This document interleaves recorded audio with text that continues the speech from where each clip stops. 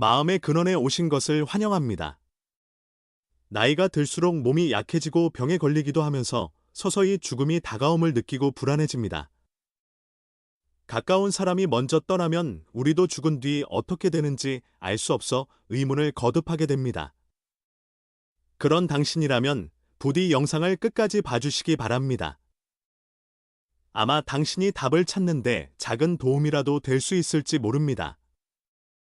불교에서는 종파마다 다르긴 하지만 죽음 뒤 세상이 명확히 그려져 있습니다. 모든 종교는 죽음이라는 인간의 숙명을 과제로 삼아 다양한 사후 세계관을 전해왔습니다. 이번에는 불교에서 말하는 사후 세계에 대해 이야기를 통해 소개하면서 지금 이 순간의 삶을 더 나아지게 살기 위해 부처님의 가르침을 전해드리고자 합니다. 편하게 차 한잔 하시면서 들어주시면 좋겠습니다. 옛날 어느 고요한 산들에 둘러싸인 작은 마을이 있었습니다. 이 마을은 계절이 바뀔 때마다 아름다운 자연의 모습을 보여주었고, 특히 봄의 벚꽃과 가을의 단풍은 찾아오는 이들을 매료했습니다. 마을 사람들은 바쁘지만 평화로운 생활을 영위하며 서로 돕고 의지해가며 하루하루를 보냈습니다. 이 마을에는 오래된 절이 하나 있었고, 그곳에는 지혜와 자비로 가득한 스님이 거주하고 있었습니다. 스님은 마을 사람들에게 깊은 존경을 받았으며 그들의 고민을 들어주고 불교의 가르침으로 이끌어 주곤 했습니다. 그리고 이 마을 한구석에는 나이가 들어 조용히 살고 있는 한 노인이 있었습니다. 그는 한때 마을에서 강인한 농부였지만 이제는 기력이 쇠해 조용히 나날을 보내고 있었습니다. 노인은 다가오는 죽음의 기척을 느끼며 죽은 뒤의 세상에 대해 깊이 고민하고 있었습니다. 죽음은 그에게 있어 공포와 의문의 근원이었기 때문입니다. 젊을 때는 죽음 따위는 먼 일이라 생각했지만 지금은 그 현실이 눈앞에 뚜렷하게 다가와 있습니다. 그런 불안을 안고 있으면서도 노인은 마을절에 갈까 망설였지만 죽음에 대해 말한다는 것 자체가 꺼려졌습니다. 그동안의 불신심과 스스로의 자존심 때문에 선뜻 발걸음을 떼지 못한 것입니다. 죽음 뒤 세상은 어떻게 되는지, 정말 저승이 있는지, 그리고 자신은 어디로 가는지 이 의문들이 노인의 마음을 짓누르고 있었습니다. 그러던 어느 날 노인은 병에 걸려 자리에 눕게 되었습니다. 고열의 사흘 밤낮을 시달리며 외로움 속에서 괴로움을 맛보았습니다. 다행히 생사가 갈릴 정도는 아니었지만 죽음의 발소리가 확실히 가까워진 듯한 고통이었습니다.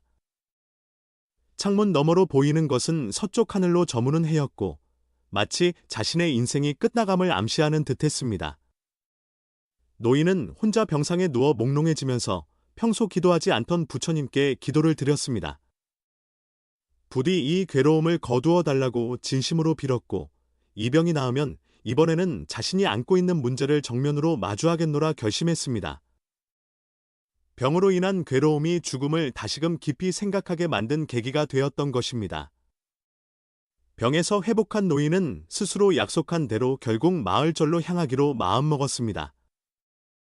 아직 병에서 갓 일어난 터라 체력은 온전치 않았고 절로 가는 길은 그에게 멀고 험하게 느껴졌지만 불안을 떨쳐낼 방법을 찾기 위해 한 걸음 한 걸음 나아갔습니다. 노인이 절의 문턱을 넘어서자 그의 마음은 긴장과 기대감으로 가득했습니다.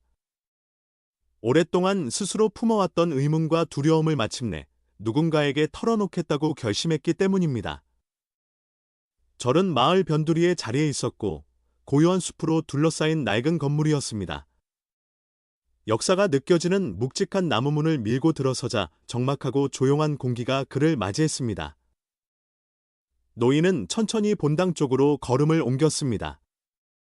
가는 도중절의 아름다운 정원을 바라보며 마음이 조금 가라앉았습니다. 그곳에는 계절마다 피어나는 꽃들과 돌로 만든 길 그리고 맑은 물의 흐름이 있었습니다. 자연의 아름다움과 사람의 손길이 만든 정교함이 조화를 이루고 있었습니다. 본당으로 들어서자 노인은 스님을 발견했습니다. 스님은 온화한 표정으로 노인을 따뜻이 맞이했고 노인의 이야기를 조용히 들어주며 깊은 이해와 공감을 보였습니다. 주인은 이미 해가 저물어 희미한 저녁 햇살이 본당의 고요한 공간을 은은하게 비추고 있었습니다. 스님은 단정히 앉아 옷깃을 고쳐매더니 노인에게 다시 물었습니다. 오늘 밤 어떤 괴로움을 놓고자 하는지 생각해 보셨습니까? 그 말에 노인은 오늘까지 품어왔던 마음이 모두 간파된 듯 느껴져 숨기지 않고 솔직하게 마음속을 털어놓기 시작했습니다. 요즘 제 머리를 끊임없이 맴도는 의문과 불안이 있습니다. 솔직히 말씀드리자면 저는 죽음이 두렵습니다. 라고 노인은 조용히 말했습니다. 제 마음에는 사후 세계에 대한 수많은 의문과 공포가 있습니다. 저는 그 답을 구하고 있습니다. 죽은 뒤 우리는 어떻게 되는지 궁금합니다. 스님은 노인의 말을 듣고 고개를 깊이 끄덕이며 노인의 불안을 충분히 이해한다는 듯 보였습니다. 그러고선 노인에게 마음을 가라앉히고 들으라고 했습니다. 죽음은 우리 인생에서 자연스러운 과정입니다. 하지만 우리가 진정 깨우쳐야 할 것은 죽음을 넘어선 가르침에 있습니다. 라고 스님은 말했습니다. 그런데 당신은 죽은 뒤 어떻게 되는지 알고 싶어 하는군요. 그 물음에 먼저 답해 드려야겠지요.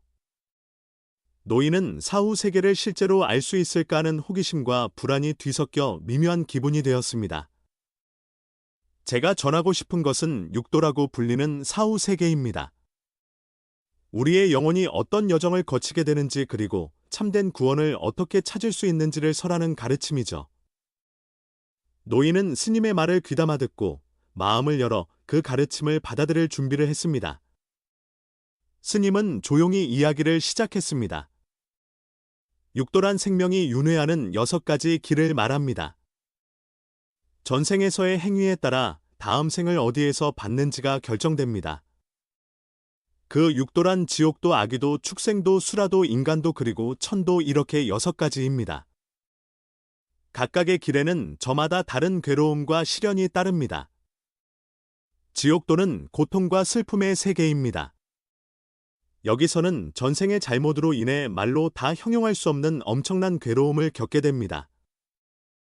이 세상에서 겪는 가장 큰 괴로움을 물 한 방울에 비유한다면 지옥의 괴로움은 바닷물에 견줄 정도라고 전해집니다. 노인은 그 말을 듣고 두려움을 느껴 침을 꿀꺽 삼켰습니다. 스님은 이어서 말했습니다. 아귀도는 불만과 갈증의 세계입니다. 굶주림과 목마름으로 뼈와 가죽만 남을 정도로 여이고 채워지지 않는 욕망에 시달리는 곳이라고 합니다. 무엇을 먹으려 해도 푸른 불꽃으로 변해 사그라져 버려 원하는 것을 결코 얻을 수 없는 갈망에 고통받는 세계입니다. 노인은 마을이 가난했을 때 며칠씩 먹을 것을 구하지 못해 배고팠던 시절을 떠올렸습니다.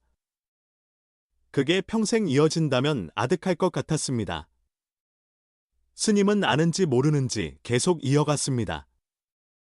다음은 축생도입니다. 여기는 동물이나 벌레 새 등이 살아가는 본능의 세계입니다. 여기서는 이성이 아니라 본능에 지배되는 삶을 살게 됩니다. 약육강식이 지배하며 언제 포식될지 모른다는 두려움 속에 살아가는 곳입니다. 노인은 가끔 하늘을 나는 새나 물속을 헤엄치는 물고기가 되고 싶다고 생각했던 적이 있습니다. 그러나 스님의 말을 들으니 얼마나 불합리하고 힘겨운 세계인지 다시금 깨닫게 되었습니다. 스님은 눈치챈 듯 미소를 지으며 의외로 그들도 힘이 듭니다라고 했습니다. 노인은 마음을 꿰뚫는 말에 살짝 놀랐지만 이야기에 집중해야겠다 생각하며 숨을 고르고 있었습니다. 그리고 다음으로 수라도입니다. 여기에는 귀인 즉 아수라가 머무는 투쟁이 세계가 있습니다. 끊임없이 싸움에 휘말려 쉴 새도 없는 세계입니다. 싸움이 싸움을 부르고 끝나지 않는 전투의 나날 속에서 몸도 마음도 상처 입고 지쳐가는 혹독한 길입니다. 갑자기 바람이 불어 흔들리는 저녁 햇살 사이로 아수라의 형상이 스치듯 보여 노인은 등줄기에 서늘한 기분이 들었습니다. 그리고 스님은 자세를 바로 하듯 옷깃을 가다듬은 후 노인의 눈을 똑바로 바라보며 말을 이었습니다. 그리고 인간도는 지금 우리가 이렇게 살아가는 세계입니다. 이곳은 괴로움과 즐거움이 뒤섞인 곳이며 동시에 많은 시련이 있습니다. 당신이 지금 이 인간도에 있다는 것은 전생의 업으로 인해 이곳에 태어났다는 뜻입니다. 업은 전생에서의 행위로 인해 지게 되는 숙명 같은 것이라고 생각하면 됩니다. 스님의 말을 들은 노인은 자신의 전생이 어느 세계에 있었을까 잠시 상상해 보았습니다. 육도의 마지막 천도는 쾌락으로 가득 찬 길입니다. 그곳에는 눈부시고 풍요로운 세계가 펼쳐지며 그곳에 태어난 존재들은 천상의 즐거움 속에서 나날을 지냅니다. 노인은 천도의 행복한 광경을 머리에 그리며 자신도 죽은 뒤 그 천도에 갈 수 있다면 하고 생각했습니다. 스님은 또다시 의미심장한 미소를 지으며 말했습니다. 그러나 이것 또한 영원하지 않습니다. 천도에 있다고 해도 윤회의 괴로움에서 벗어날 수 없지요. 지금까지 누렸던 기쁨이 수명이 다가올수록 사라지고 지옥 못지않은 고통을 맛보게 될 수도 있다고 합니다. 노인은 그 말을 듣고 불안과 분노가 뒤섞인 격한 감정을 느꼈습니다. 왜냐하면 구원을 바라고 찾아왔는데 전혀 구원이 없는 이야기만 이어졌기 때문입니다. 그렇다면 결국 이렇게 되는 겁니까? 죽은 뒤 어디를 가더라도 괴로움이 기다리고 있다고 말씀하시는 건가요? 노인은 약간 흥분한 기색으로 스님에게 물었습니다. 스님은 조용히 대답했습니다. 네, 그렇습니다. 노인은 그 답을 듣고 망연자실해졌습니다. 역시 절 같은 데는 괜히 왔다는 생각마저 들었습니다. 그는 보이기에도 흥분하고 거칠어 보였습니다. 마음을 가라앉히십시오. 당신의 그 분노와 두려움이 육도윤회의 수레바퀴를 돌리는 힘입니다. 스님은 단호하면서도 울림있는 목소리로 노인에게 주의를 주었습니다. 노인은 스님의 날카로운 말에 순간 숨이 막혀 아무 말도 하지 못했습니다. 마음을 차분히 하십시오. 죽은 뒤 세상을 알고 싶다고 한 건 바로 당신입니다. 노인은 그 말을 듣고 약간 부끄러운 기분이 들었습니다. 그렇습니다. 잘못했습니다. 하지만 육도 이야기는 온통 괴로움뿐이라 구원이 없는 것 같아 절망을 느꼈던 것입니다. 스님은 그 말을 듣고 잔잔히 미소 지었습니다. 굳이 다시 한번 말씀드리겠습니다. 부디 마음을 차분히 하세요. 이 이야기는 아직 이어집니다. 이어집니까? 네, 이 육도윤회의 수레바퀴 밖에 또 하나의 국토가 있습니다. 거기는 깨달음을 얻은 부처님들이 계시는 국토로서 그곳을 정토라고 부릅니다. 그곳에서는 모든 번뇌와 때가 사라지고 행복으로 가득 찬 세계라고 전해집니다. 정토. 노인은 되뇌듯 중얼거렸습니다. 정토라는 말은 정말 맑고 깨끗한 울림 같았습니다. 그렇습니다. 모든 괴로움의 사슬에서 풀려나 참다운 자유를 얻는 곳입니다. 우리는 수행을 통해 깨달음을 얻어야만 이 괴로움의 육도윤회에서 벗어날 수 있습니다. 이를 해탈이라 부릅니다. 정토는 열반이라 표현되기도 하는데 번뇌의 불이 사그라지고 괴로움을 완전히 놓아버린 상태를 말합니다. 아까 말씀드렸듯이 분노나 두려움 같은 감정은 육도윤회를 계속 돌리는 힘 그 자체입니다. 그 감정의 불을 끄듯 깨달음에 도달해야만 우리가 유일하게 괴로움에서 벗어나는 마지막 길인 것이죠. 노인은 스님의 말 속에서 새로운 희망을 발견하기 시작했습니다. 그는 괴로움의 길에서 벗어나 평화에 이르는 길을 걷는 것의 의미를 조금씩 깨닫고 있었고, 스님의 말처럼 감정에 휘둘리지 않고 자신의 마음과 행동을 되돌아보는 것이 중요함을 느끼고 있었습니다. 육도 중에서도 특히 중요한 것은 이 인간도입니다. 하고 스님은 말했습니다. 이 길은 괴로움과 즐거움이 뒤섞인 세계이자 이성이 존재하는 세계이자 그리고 잠시 말을 멈춘 뒤 다시 말했습니다. 육도윤회 중 유일하게 깨달음을 얻을 기회가 허락된 세계입니다. 유일하게 깨달음을 얻을 기회가 허락된 세계? 그렇습니다. 이런 기회는 쉽사리 주어지지 않습니다. 불교를 연 부처님은 인간으로 태어나는 존재는 손톱 위의 흙과 같고 지옥에 떨어지는 존재는 온 우주의 흙과 같다고 하셨습니다. 즉 지옥에 빠지는 자들은 우주의 흙처럼 많고 인간으로 태어나는 자는 손톱 위의 흙처럼 적다는 뜻입니다. 인간도로 태어난 우리는 이미 큰 행운을 얻은 셈입니다. 깨달음을 얻고 해탈한다는 것은 당신 스스로가 부처가 된다는 말입니다. 이를 성불이라 합니다. 거듭 말씀드리지만 성불은 윤회에서 벗어나 궁극의 평화에 이르는 것을 의미합니다. 그 단계에 이르면 모든 괴로움에서 해방되어 영원한 안식을 얻게 되겠지요. 노인은 열반이 가져올 궁극의 평화와 자유에 깊이 끌렸습니다. 그는 자신의 마음속에 남아있는 집착과 욕망을 내려놓고 그러한 고요한 경지로 가고 싶다는 소망이 커져갔습니다. 저도 그 경지 즉 정토를 향하고 싶습니다. 하지만 어떨까요? 저는 이제 나이를 먹어 몸도 약해져 남에게 무엇을 베풀 힘도 없습니다.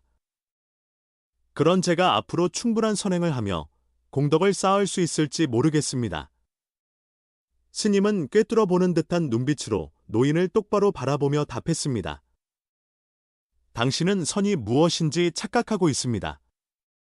노인은 당황했습니다.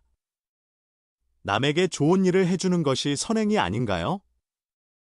앞으로 얼마나 살지 모르지만 그동안의 잘못을 되갚을 만큼 선을 행해 덕을 쌓고 싶습니다. 당신이 말하는 것은 마치 화폐 같은 개념입니다.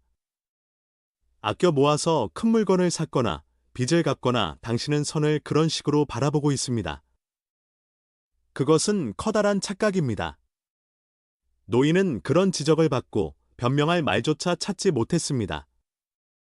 스님 말씀대로일지도 모릅니다. 하지만 번뇌 많은 우리들이기에 과거에 누군가를 배신하거나 심한 잘못을 저지르지 않았을까요? 죄를 짓지 않은 사람이 어디 있겠습니까? 그런 우리가 깨달음의 길로 갈 수 있을까요? 스님은 온화하게 대답했습니다. 선행이나 덕이란 화폐처럼 계산하는 것이 아닙니다. 당신은 겉모습만을 보고 있습니다. 그것은 가지와 잎사귀일 뿐이죠. 중요한 것은 본질이며 곧 줄기와 뿌리에 시선을 두어야 합니다. 참된 선 참된 덕이란 우리 마음 그 자체의 품질입니다. 당신은 그 품질을 바꾸세요.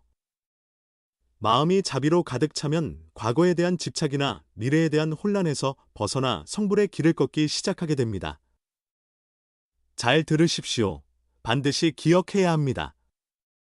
하나는 곧 선이고 선은 곧 하나입니다. 지금까지 당신이 어떤 삶을 살았든 앞으로 얼마 못 산다 해도 전혀 상관이 없습니다. 하나는 곧 선이고 선은 곧 하나라는 사실을 깨닫고 숨이 다하는 그 순간까지 힘써 정진하십시오. 스님은 그렇게 말하며 희미하게 미소를 지었습니다. 그 순간 노인의 마음 속에는 시원한 바람이 한 줄기 스쳐 지나가는 것 같았습니다. 그는 지난 세월을 잊은 듯 소년 같은 맑은 눈으로 스님을 똑바로 바라보고 있었습니다. 계절이 바뀌고 마을에는 다시 봄이 찾아왔습니다. 노인은 스님에게서 받은 가르침을 가슴에 새기고 일상의 변화를 주기 시작했습니다. 자신의 마음속 내면을 깊이 들여다보며 더 나은 삶을 향해 노력했습니다. 노인은 아침 산책을 일과로 삼아 자연의 아름다움에 마음을 열었습니다. 꽃들이 만개한 들판이나 맑게 흐르는 강가를 거닐며 스스로가 자연의 일부임을 느꼈습니다. 그런 순간마다 마음에는 평화와 고요가 깃들어 일상의 고민에서 잠시 벗어날 수 있었습니다. 아침 해를 받으며 명상을 할 때면 근처에서 날갯짓하는 새 소리나 덤불 속을 지나가는 짐승들의 소리가 들려옵니다. 노인은 그 모든 존재에 자애로운 마음이 일었습니다. 그날 스님이 말한 대로선이란 우리 마음의 품질 그 자체라는 것이 이제는 조금씩 와 닿았습니다. 그로부터 몇 해가 지나 노인은 천수를 누리고 편안히 생을 마감했습니다. 고요히 잠든 그의 얼굴은 마치 소년처럼 밝고 맑은 표정이었다고 전해집니다. 이 이야기를 들으시고 여러분은 어떤 느낌이 드셨나요? 죽은 뒤 6가지 괴로운 세계가 있다니 믿기지 않는다거나 우리가 성불을 할 수 있을까 하는 마음이 들 수도 있습니다. 사후 세계에 대해서는 같은 불교라 해도 종파마다 견해가 다르기도 하고 각각 다른 구원의 길을 말하기도 합니다. 실제로 죽은 뒤 어떻게 되는가 하고 제자들이 묻자 부처님께서는 그 물음에 답하지 않았다는 이야기도 있습니다. 그런 것을 고민하는 일이 아무 소용이 없고 인간의 본질적인 괴로움을 놓아버리는데 아무런 관련이 없다는 가르침이기도 합니다. 이번 이야기에서 중요한 점은 죽은 뒤 어떻게 되는지가 우리의 괴로움을 놓는데 그리 중요하지 않다는 것입니다. 또 스님이 지적했듯이 선이나 덕을 화폐처럼 계산해서 쌓거나 과거의 잘못을 그것으로 없애겠다는 식으로 바라보는 것은 본질적인 선이 아니라는 점도 잊지 말아야 합니다. 혹시 이제 나이 들어 더 이상 좋은 일을 하기 어렵다고 생각한다면 그것도 잘못입니다. 중요한 것은 지금 이 순간 우리의 마음 상태가 어떠한가 하는 것이며 그 마음의 품질이 관건인 것입니다. 하나는 곧 선이고 선은 곧 하나입니다. 그 길은 이미 당신 안에 있으리라 생각합니다. 부처님은 보리수 아래에 앉아 명상에 잠겨 자신 안을 들여다봄으로써 깨달음에 이르셨습니다. 우리 역시 지금까지 걸어온 인생을 되돌아보면서 성불의 길을 갈 수 있습니다. 부처님이 열반에 드시기 전 제자들에게 남긴 마지막 말씀은 모든 것은 사라지는 법이니 게으름 없이 정진하라 하는 것이었습니다. 이는 모든 것은 결국 지나가며 게으름 없이 수행을 완수하라는 뜻입니다. 지금까지 어떤 삶을 살았든 죽은 뒤 어디로 가든 그런 것은 중요하지 않습니다. 지금 이 순간의 삶에서 해야 할 일을 하고 힘써 정진하는 것, 그것이 괴로움을 놓아버리는 유일한 길이라는 점을 부처님은 말씀하고 싶었던 게 아닐까요? 그럼 시청해 주셔서 감사합니다. 좋아요 버튼을 눌러주시면 제작에 큰 힘이 됩니다. 놓치지 않도록 채널 구독과 알림 설정 부탁드립니다.